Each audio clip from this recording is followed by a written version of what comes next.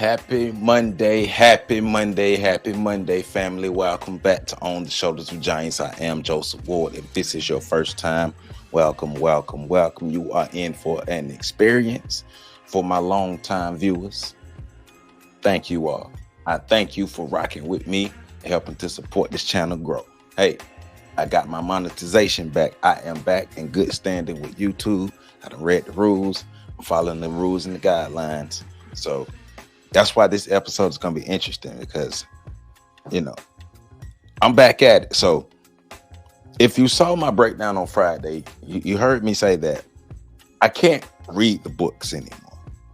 But that's not going to stop me from talking about the books. And I'm still reading the book, but I can't read the books on here. So I can read excerpts from the book and I can give analysis of the book. So that's what I'm going to be doing. That's what I'm gonna be doing. So we're still rocking with the ISIS papers. And I do want to continue reading because or continue on from where we were. We're on chapter 6 in the ISIS papers by Dr. Francis Cress Welsing. Then, I am gonna take it back, but I do want to continue. So I hope you've been reading as well. So chapter 6 is the politics behind blackmail, passivity, effeminization, and alternative lifestyles. If you peep what I'm saying. Guidelines, alternative lifestyles. So Dr. Welsing is breaking down why these lifestyles exist and why even black males, white women, or even black women would gravitate toward these alternative lifestyles. And her analysis and her breakdown is very interesting, but it makes sense. It makes sense. So let's get into it. And so, like I said, I can't read excerpts. I'm reading excerpts and then I'm gonna give my breakdown. But she's starting in this excerpt. She's saying, as Black psychiatrists and behavioral scientists, we need to understand fully the individual and social dynamics involved in these patterns of behavior. We must be able to help our patients understand their conduct and change it if so they desire. Also, we should be in a position to comment on the ultimate implications of these behaviors for the well-being of Black people, not simply as individuals, but as a whole organism of people seeking life of maximal development. And so, to give context, she is talking about effects of the system of white, right? That is what she's talking about. Anti-Blackness, rather. Guidelines, YouTube guidelines. So, the system of anti-Blackness, right? That is what she's talking about, effects of this system. And she's saying as Black psychiatrists and behavioral scientists, they need to understand fully the individual and social dynamics involved in these patterns of behavior. We must be able to help our patients understand their conduct and change it if they so desire. Talking about the conduct of the alternative lifestyles that they may live. Whatever the full range of alternative lifestyles that they may live, the Black psychiatrists and the Black behavioral scientists should be able to help the Black people understand the why behind the alternative lifestyles. And so as we go further, we're going to all understand the why, because Dr. Welsing is going to break down the why. And hell, actually, she's going to give more context to the why, because I just gave you the why. It's effects of, but what does that really mean, the effects of white? Let's get into it. In the final analysis, behavior is not simply an individual affair, for when multiplied by thousands, it has profound effects on the life, future existence, and well-being of total people. So this is something Patrick and I talk about a lot in person and on the breakdowns. How our behavior not only affects our lives, but the lives of people around us, right? So let's think about behavior from our standpoint as Black people. Then we're going to talk about and think about behavior from the standpoint of the white system of anti-Blackness, right? So if I'm not a good person, if I have destructive behavioral patterns, those destructive behavior patterns eventually are going to affect other people. If I steal, I'm going to eventually steal from, or I'm stealing from people. I'm affecting other people because I'm taking their stuff. If I commit crimes, heinous crimes, if I'm deleting people, I'm affecting other people. My individual behavior can affect other people. So that's what she's trying to get us to understand. So, and I'm saying this from this standpoint of us in 2023. Think about how our individual behavior affects us as Black people, right? So if you are the best you can be, your impact on other people will be helpful. Your impact on other people will be more profound. Your impact on other people will be more uplifting and empowering. Rather than if you are not the best you can be, if you're not a good person, if you're just not a good person, your impact on other people will be detrimental. It will help degrade the integrity of us as a whole.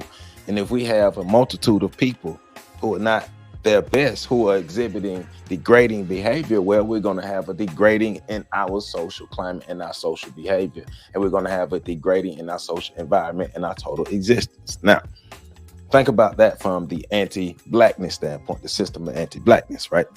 So their behavior of, and according to Dr. Francis Cress Welsing, the idea of the fear of genetic annihilation. So the fear of genetic annihilation led them to dominate the world, dominate all non-white people of the world. So you can directly see how their behavior affects all other people in the world. They're not affecting the people as if they're helping the people. They're hurting the people with their behavior because of a fear of genetic annihilation. They're like, nope, y'all not wiping us out. We will not allow that to happen. So we have to strike first. And they struck first. So she also says, in 1973, I presented my definitions of Black mental health. So this is important. So Dr. Welsing gives her definition of Black mental health. And so Black mental health is a Black behavioral practice which resists self and group negation and destruction. And it affects all 9 areas of human activity: labor, law, politics, religion, sex, war. Economics, education, entertainment, labor, law, politics, religion, sex, and war. I'm gonna say it again. Economics, education, entertainment, labor, law, politics, religion, sex, and war are the 9 areas of human activity. And I repeat the definition again. This is the definition of Black mental health, and it is a Black behavioral practice which resists self and group negation and destruction. I'm just saying. When she's on point, right? So, of course, she's talking about a healthy aspect of Black mental health. She's not talking about the negative aspect or the detrimental aspects of Black mental health, especially those who are affected by the system of anti-Blackness, right? So, behavior that negates self-destruction and group negation, right? Absent that Negro mindset. What I'm always talking about, that Negro mindset. The Negro, it's real. It is real. I'm telling you, it's real. And I know it's real because our master teachers, that's where I got it from. I didn't make this up myself. I just call it the Negro mindset because that's what makes sense to me. But I got it from the master teachers. We have been conditioned to exist in self-depreciating, self-negating, self-destructive behaviors. We have been programmed to literally destroy ourselves. And this is what Dr. Welsing is explaining. But she's also explaining that these are the effects of the system of anti-Blackness. These are the effects of this system. And like Neely Fuller said, if you don't understand the system, everything else you seek to understand will only confuse you. That's what I'm saying. That's what I'm getting across. That's what she's getting across. There's a reason why we behave the way we behave. There's a reason why white people behave the way they behave. People don't dominate the world just to give it up one day. They put things in place to maintain their power. They just put it in place all willy-nilly, just, oh, well, we're going to put it in place till people start to beg for it and beg for us to take it down, and we're going to stop. No, man, they put this in place to maintain it. That's why you see all the maintenance that's happening. All right, so let's move on. So she says, as explained in chapter 1, racism, white supremacy is the dominant social system in today's world. Its functional dynamic is predicated upon the genetic recessive deficiency state of albinism, which is responsible for skin whiteness and thus so-called the white race. So once again, going back to the fear of genetic annihilation and the fear of genetic inadequacy. They understand their recessiveness, the fear of or the sense of inferiority, genetic inferiority, because they realize that every other group of non-white people, every other group of melanated people have the genetic capacity to wipe them off the earth. And thus, as I stated before and I stated again, they struck first, right? So white survival is predicated upon aggressiveness and the muscle mass in the form of technology directed against the non-white melanated men on the planet Earth who constitute the numerical majority. Therefore, white survival and white power are dependent upon the various methodologies, tactics, and strategies developed to control all non-white men, right? So she's talking about, and these are my notes. The black man is the primary target of the white race, right? The black man is the primary target of the white race. And the black man is the primary target of the white race for several reasons. One of the main reasons is the black man has the greatest potential for white genetic annihilation, the greatest amount of melanin, more than any other group of melanated or colored men on the earth. Also, if you remove the man, now we're going somewhere because we starting to go down this road, right? Start to go down this road, put your seatbelts on. If you attack and remove the man, then you remove one more obstacle out of your way, and therefore you can further impose yourself on a group of people, therefore ensuring your dominance and ensuring that there is no challenge to your dominance.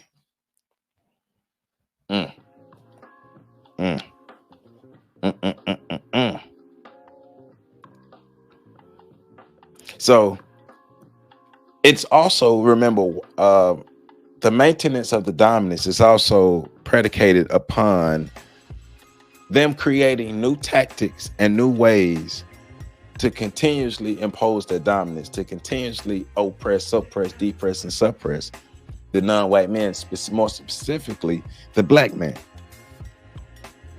i.e. slavery and i.e. all the continued inhumane treatment that black men have continued to receive in America. Now, we often talk about the plight of black women, and it's rightfully so. But let's not forget that the black woman wasn't by herself. The black man has been the primary target. Remember that. The black man has been the primary target of white supremacy. You had to get rid of the black man in order to target the black woman. Once you got rid of the black man, once you pushed the black man out of the way, even once you convinced the black woman, once you convinced enough black women to give up that black man, you make the black women and the black children vulnerable.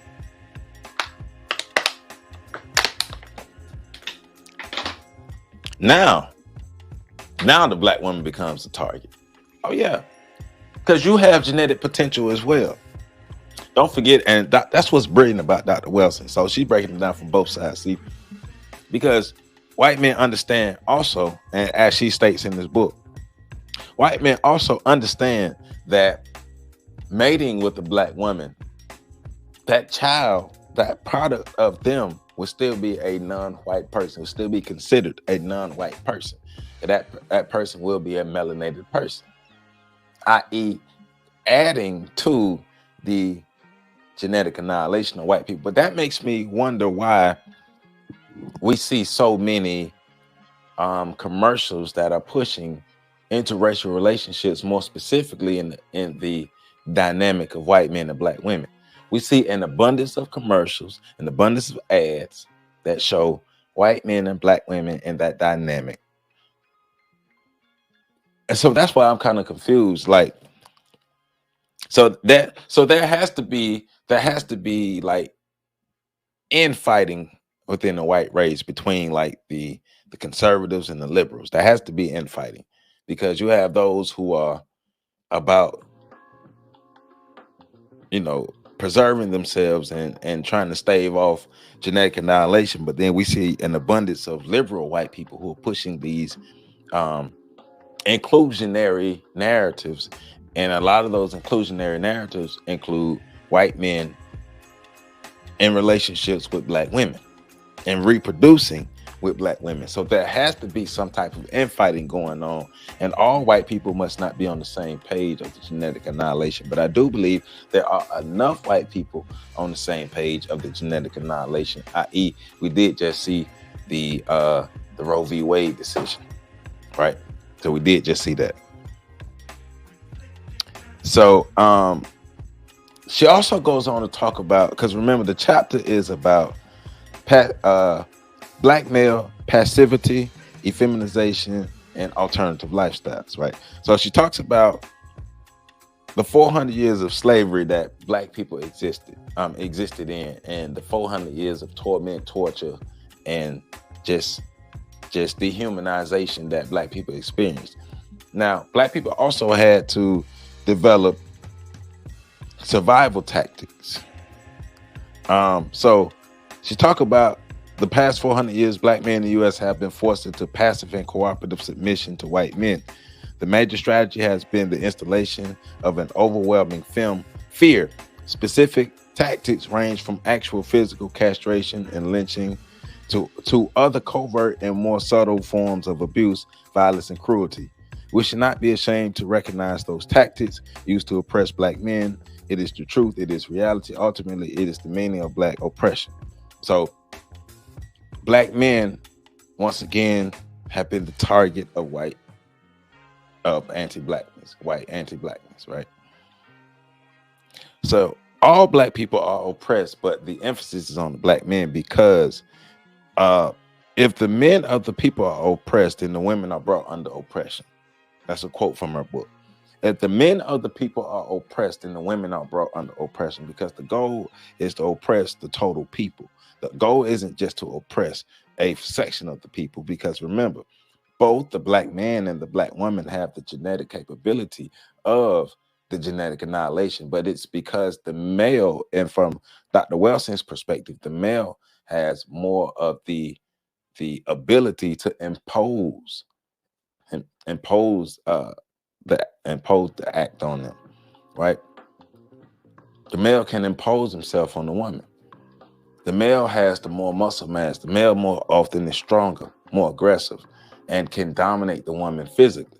So the male can more so impose himself on the woman. So she also goes on to talk about the sophistication of the system of anti-blackness, right? And the understanding of those who participate in it, especially when it comes to alternative lifestyles. So when we're talking about people, especially black people, engaging in alternative lifestyles, according to Dr. Welsing, it's seen as a form and a symbol of submission. I, as a black man, if I'm engaging in these alternative lifestyles and I am not presenting myself as a man, then I openly submit myself to white supremacy and show that I am not a threat to the system.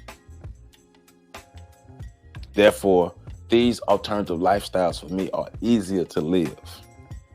These alternative lifestyles present less of a threat the consequences of a strong black man is usually elimination. We have countless examples of this. The overall consequences of a black male defending himself, defending his family, defending his people, standing up to the system. The consequence usually is elimination. And so a lot of them have internalized, according to Dr. Welsing, a lot of them have internalized the fear. They understand the responsibility and they understand the outcome. Fear ensues. It's easier to live this alternative lifestyle than it is to quote unquote be a real man.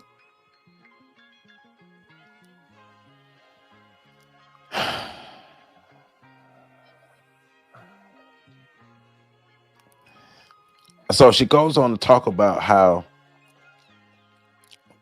white men truly understand the conditioning that black people have received over the past 400 years. The lessons that black parents have passed down to their children over the past 400 years, more so to black mothers, the lessons that black mothers have passed down to their sons and to their daughters, but specifically their sons who have the greatest potential to be seen as a threat and to be a threat. I want to protect my son. So I may consciously or unconsciously instill fear into my son. But we're going to get more into that later.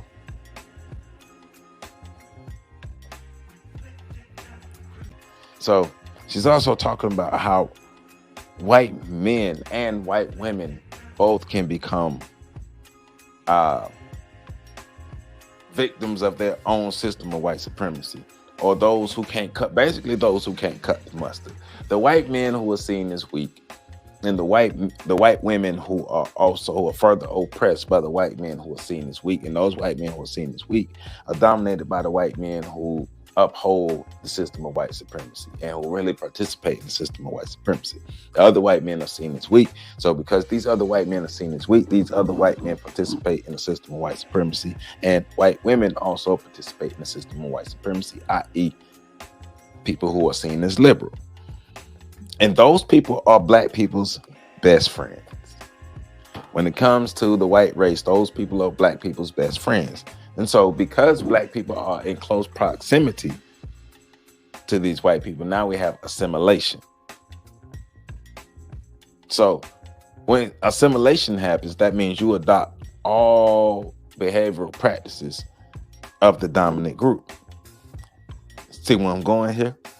And when you're adopting all behavioral practices of the dominant group, you start to have the issues of the dominant group.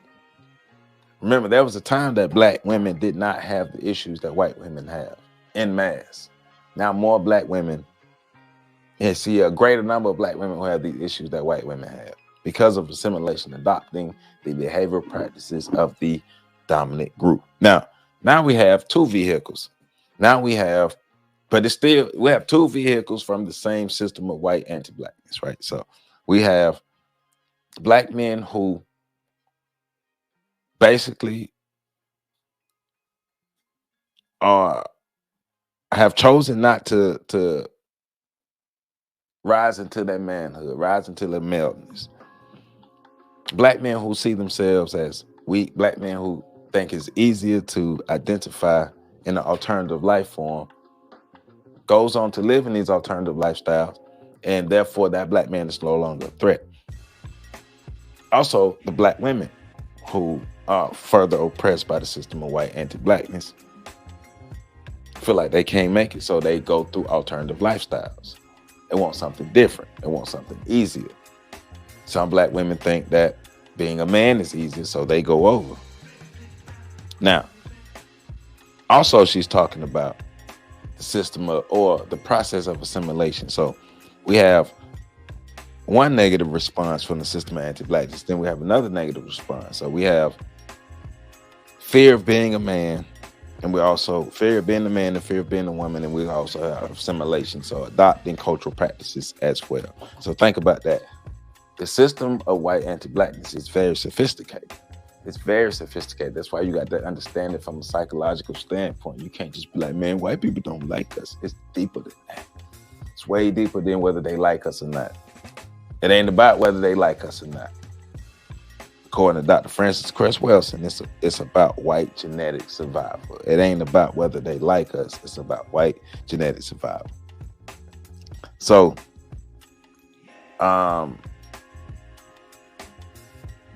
homosexuality was removed from the DSM. And that's what she's talking about. The APA to remove homosexuality from a list of behavioral disturbances resulted from the increasing number of white males seeking this mode of sexual expression. So, because there was an abundance of white men seeking these alternative lifestyles and advocating for it to be removed, it was removed.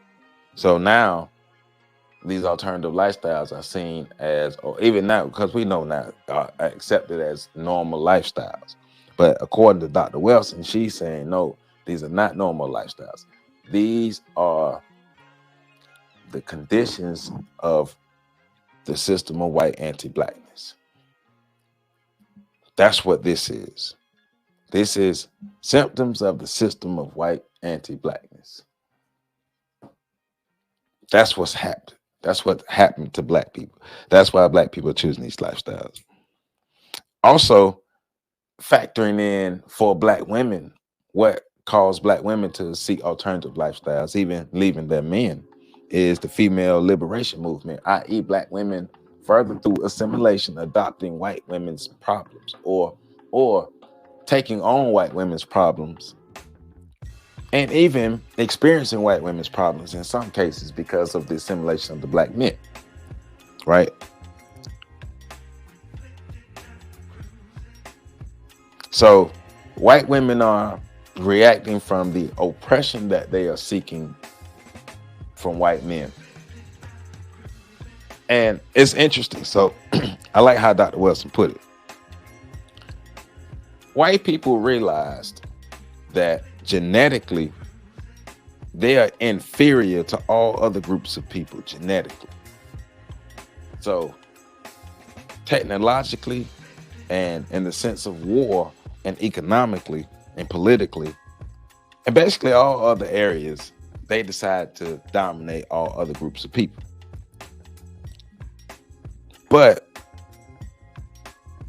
they still understand, they still have this a full understanding that they are inferior, and that leads to that feeling of genetic inferiority. I am inferior to all other groups of people genetically. So because of this inferiority, and this is the white man acting out of this genetic inferiority, the white man therefore oppressed the white woman. Because that is the only other person or the only other group that they can feel inferior to, because i.e. the white women can't. The white women are the only other group of people that can't participate in the genetic annihilation. The white women cannot participate in that because the white women cannot produce another color, a colored being with the white man. So, all right, we're stronger than you, and you can't wipe us out, so we are going to oppress you.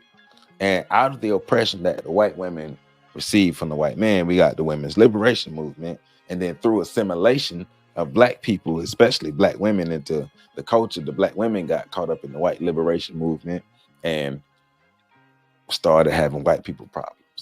Because, you know, there was a time where we didn't have white people issues. Now we have white people issues. So she also goes on to talk about white female alienation in the white family has pushed the white female perhaps unconsciously to mold her sons to be more like herself than her father. So let me read that again. So the long-standing white male-female alienation in the white family has pushed the white female perhaps unconsciously to mold her sons to be more like herself than her father. So let's deal with that. So In the dynamic of white women being oppressed by white men, white women started resenting white men. And in that anger and resentment, if they did have sons, they effeminized their sons. And through the feminization of their sons, you got more white men accepting alternative lifestyles. The alternative to that, though, is when she get into, because she gonna get into this in the next chapter, is the development of the penis envy, right? So,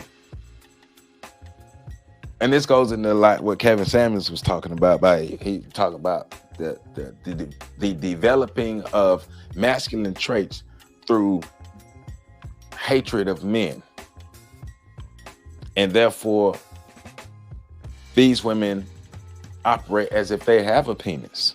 They operate like men, as if they have a penis, i.e. penis envy. And so she says she creates a female with a penis. Additionally, she proceeds to fight back at the male and finally achieves symbolically a penis for herself, resolving the white female's penis envy complex, a compensation for her sense of inferiority imposed by men. So this is white women's way of feeling superior. But these white women who take this route, who are on this route to feeling, I would say more so on this route rather than taking this route, these white women were created. These white women were created by their mothers who hated the men that they created the babies with. So therefore they imposed these ideas of hatred of men on their daughters, and therefore they actually developed their daughters into the men that they hated. And so she also goes on to say that the white men and white women who engage in alternative lifestyles is, in her view, in her lens, is the final expression of their dislike of genetic annihilation. They hate the fact that they can be annihilated by any other group of people in the world. And some fold under the pressure. And those who fold under pressure seek and engage into the alternative lifestyles. So now we're talking about these lifestyles on black men, and she goes back into talking about imposed lifestyles, white domination. The reason the system of white anti-blackness still dominates the world is because it continues to impose itself on the world, whether consciously or unconsciously.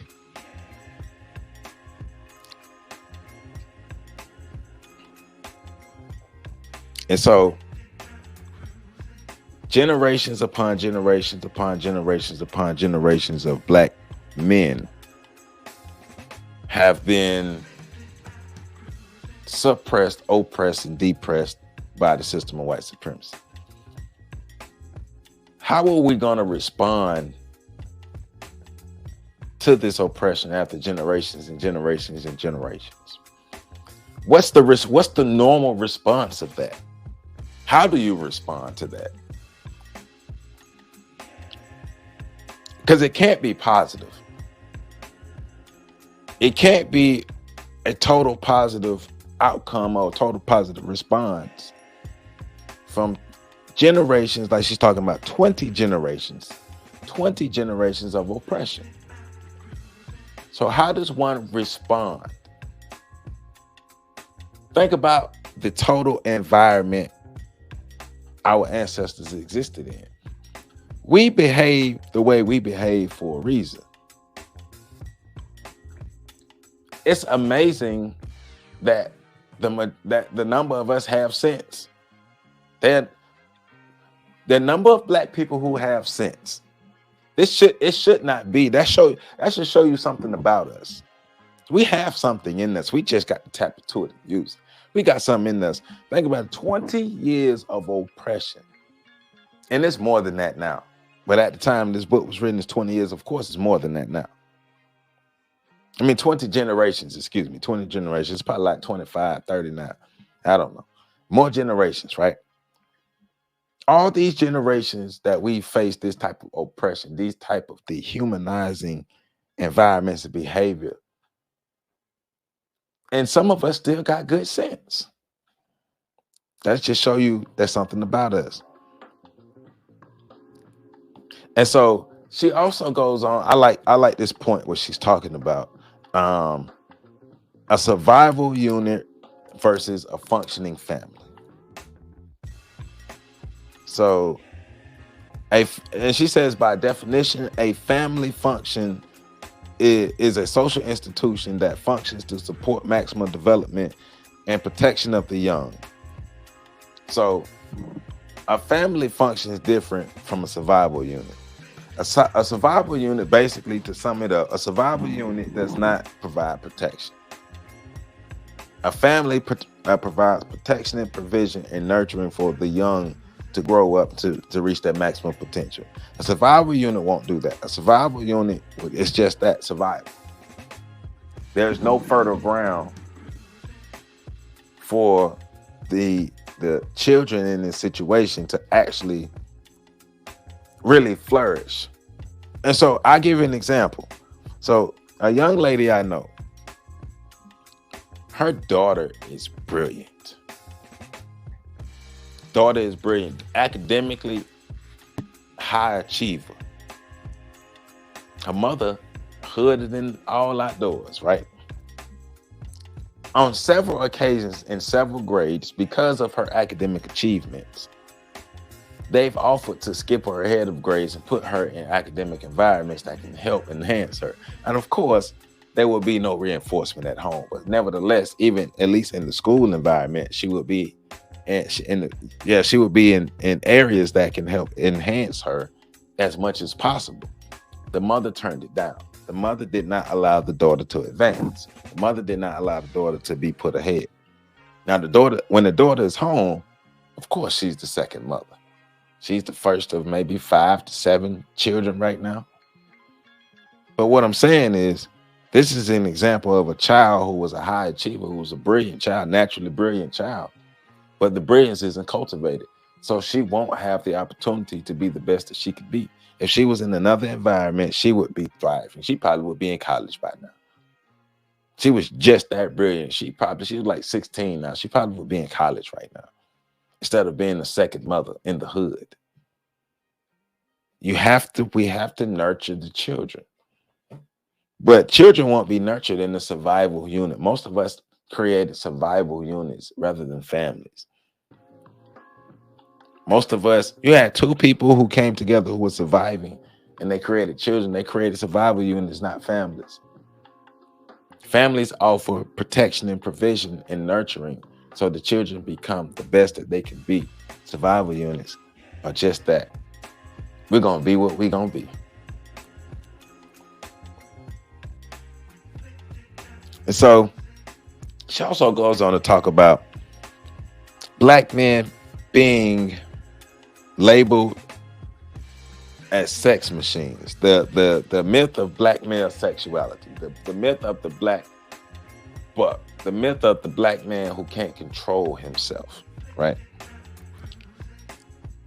But she's also talking about it from a historical standpoint, a psychological standpoint, right? And more also an epigenetic standpoint. Breeding farms. At one point during the slavery process, Black men were used as breeders. Black men and Black women were breeders. And so you had an abundance of Black men who were just breeding. Sex, and she also talks about sex being the one area that Black men can dominate white men because of the genetic material that we possess that can wipe them out. So why not dominate that area too?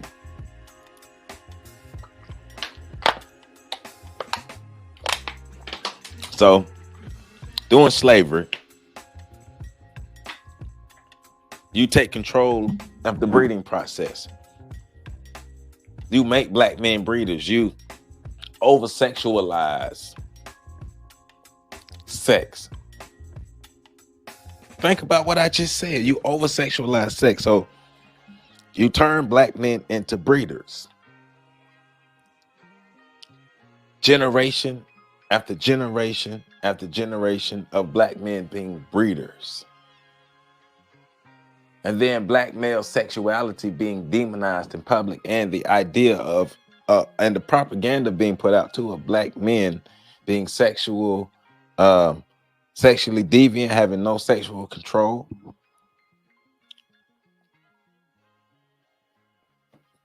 I mean, think about the behavior. Think about the sexual behavior of a lot of black men today. We take pride in dominating sexually. The more women I can have sex with, the more manly I feel. But there's a reason to this. Dr. Welsing is saying there's a reason to this because of the oppression that happened. Generations of black men being made to be breeders. And then the propaganda, and then the ideas, then the environments that were set up. Black men continued those behaviors. Those behaviors were never corrected. Think about it. You're going to continue the behaviors, they never get corrected. All right. And so the legacy of the breeders, because remember, the breeders didn't just affect the black men, but you started off talking about the black men. But the breeders didn't just affect the black men, it affected the black women too. So she's talking about in 1974, 34% of black families were headed by females compared to 10% of white families. And she's talking about in 1974, 34% of black families were headed by females. Now it's like 70% in 2023. 70% of black families are single mother families, single mother households, right? The breeder mindset, the breeder mentality, the breeder behavior, the breeder culture. And remember, that was also reinforced by the post-Reconstruction stuff and everything that happened with the government in 1965 when basically the black man and the black woman were split up. Black women were offered incentives to give up their men. Some did, a lot did. But there was further talking about the alienation. Let's talk about the alienation between the black man and the black woman that was imposed by the system of white anti-blackness. It's intentional. Black men and black women not liking each other, not being together was intentional. People, let's stop falling for the traps. It was intentional. They want us to not like each other. They want us to just be out here all willy-nilly, just making babies and not having families. It makes us weaker. It makes us less of a threat. You notice how they ain't really been riding on us in the 2000s like they did in the past, in the 1900s. Because we're doing it to ourselves. The system is working, it's sticking. The program is sticking, it's working.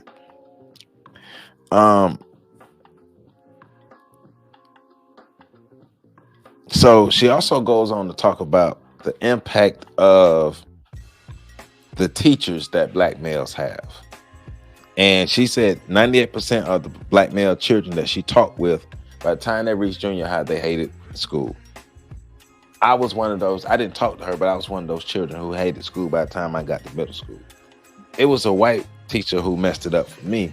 And then it was reinforced by some black teachers that I had who just were not the best teachers. The alienation between black men and black women. So black children, black males specifically, black males are, especially if they come from an environment where the mother and the father don't get along.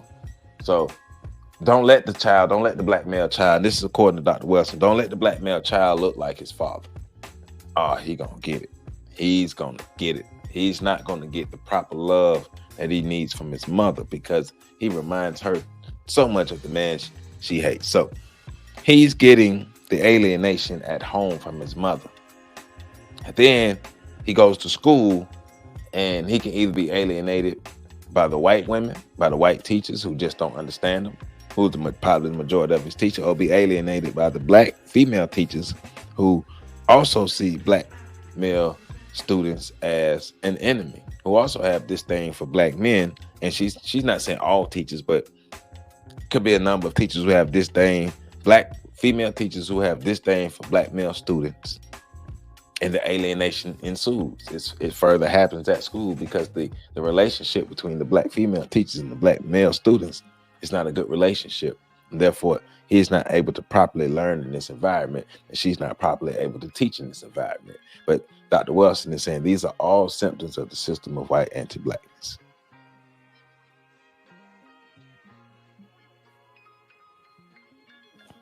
All right.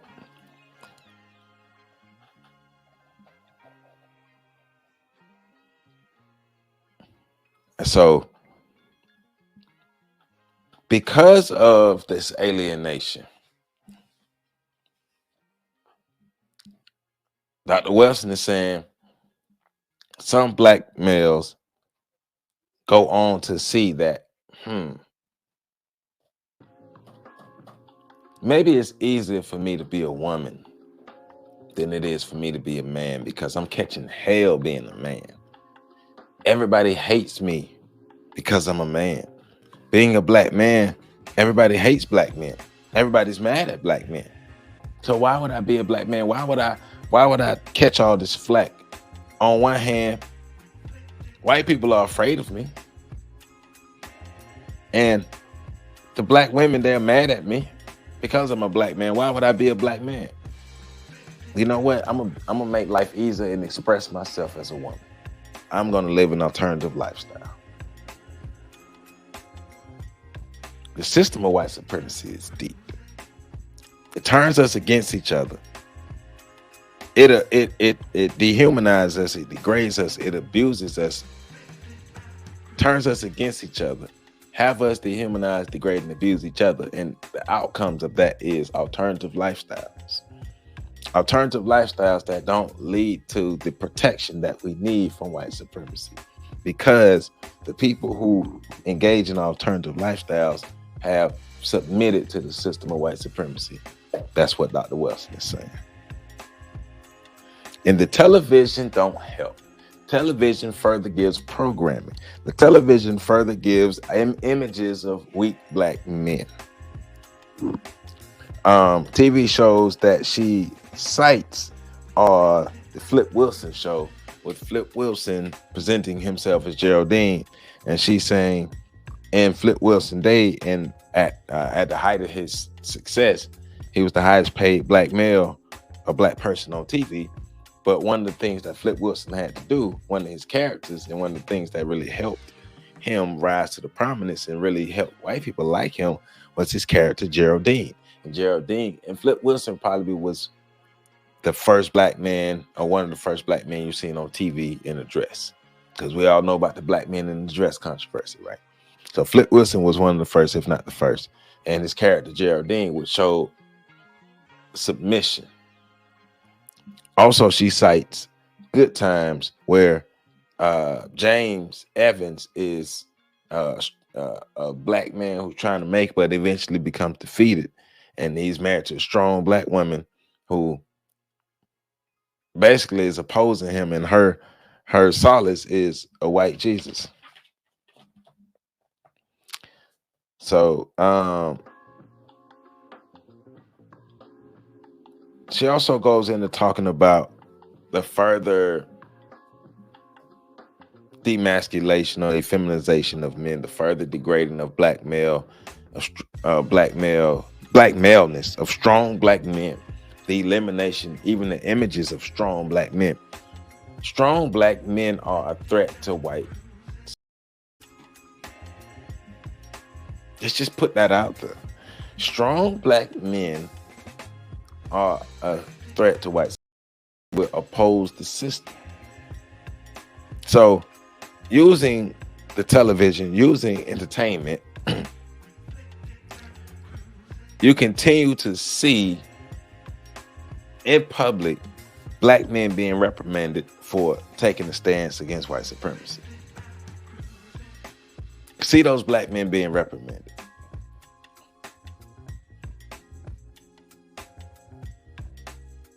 And then Now we bring it to 2023, and now we see masculinity, especially black masculinity. Masculinity is seen as toxic in 2023. Masculinity is seen as toxic in 2023, especially black masculinity. Masculine black men are seen as toxic. Masculine black men are seen as bad people.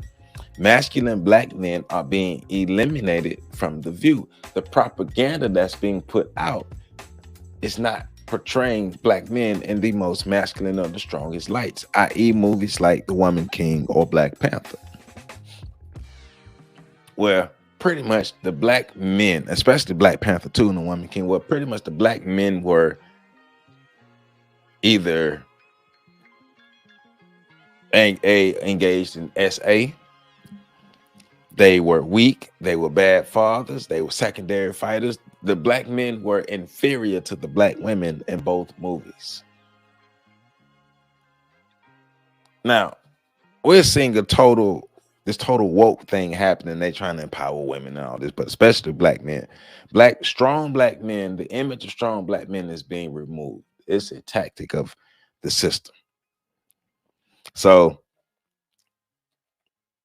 but notice the black men that are out there, black men who are engaging or supporting alternative lifestyles, they get to shine. They get to shine. They get to shine. Masculine, strong black men are being phased out, and black men who support alternative lifestyles are being celebrated and praised. And it's not a coincidence. It's by design. Dr. Welsing is telling you that it's by design. You got to understand the system. If you don't understand the system, everything else you try to understand will only confuse you. And Dr. Welsing be dropping them dimes on us. She dropped gems on us. All right, so let's move forward. So let's tackle chapter 7. For the time I have left, I don't have a lot of time. So chapter 7, she said, and I got my notes here. So what Freud was really talking about, the concept of penis envy.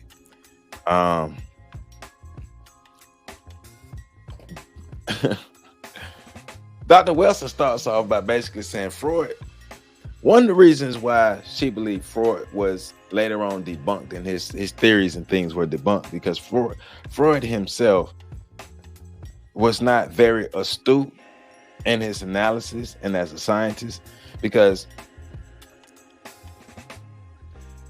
his analysis on behavior, he was big on analyzing behavior, but he couldn't analyze the behavior of Adolf and the Germans. You get who I'm saying, Adolf and the Germans, right? He couldn't analyze the behavior of Adolf and the Germans and what they would do to Freud and his people, because Freud was seen as non-white. Right? So Freud and his people were in opposition of Adolf and his people. And Freud was seen as non-white. But Freud didn't understand the behavior patterns of Adolf and his folk. But he's supposed to be a legend. That's what's hilarious to me, that Dr. Welsing is like, hey man, look, Freud was a fraud, and he didn't really know what he's talking about, because he didn't really understand the behavior. He didn't really understand behavioral sciences, because if he would understand the behavior, he would have understood what Adolf then was doing. He would have been able to better protect himself and his people. But he didn't understand. All right, so she also talked about Freud being a part of the non-white group. He had an obsession with sexual repression. And she believes that his obsession with sexual oppression stemmed upon him being a part of the group of non-white people who are oppressed by white people, i.e. the same thing that would happen to black people who have the symptoms of being victims of the system of the system. Freud although he being a non-white person who may have white characteristics, still being labeled by white people as non-white, he got treated as non-white. That's why he got ran up out of that, right? So she's really focusing on Freud and his, I guess you could say, his obsession with penis envy and the Oedipus complex.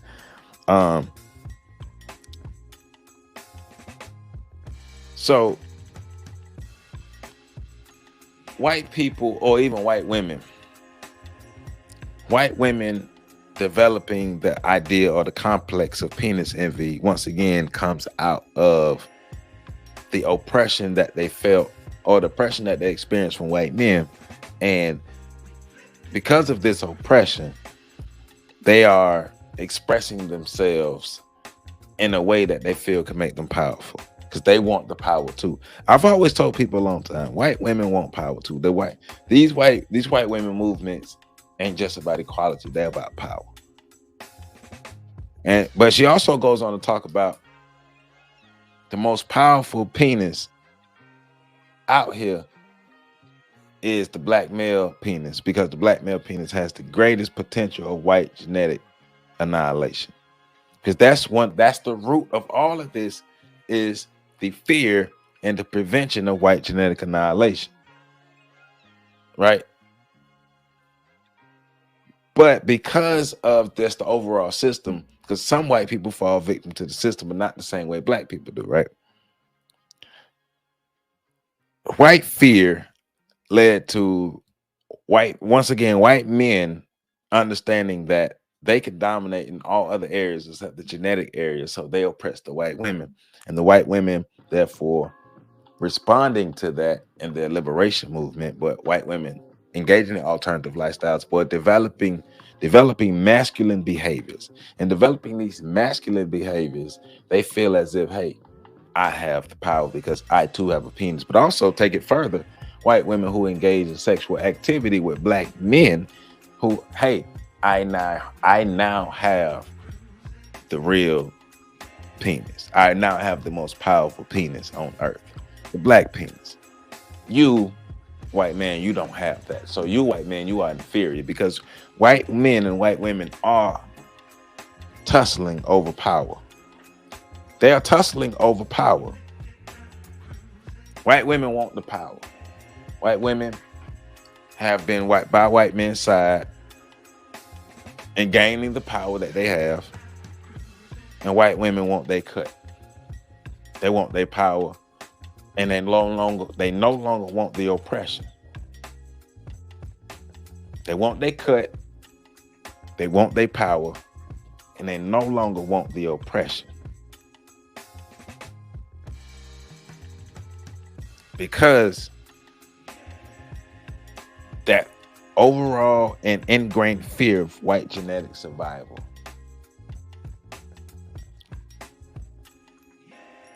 Dr. Welsing be dropping gems. So I just did a review of chapter 6 and chapter 7.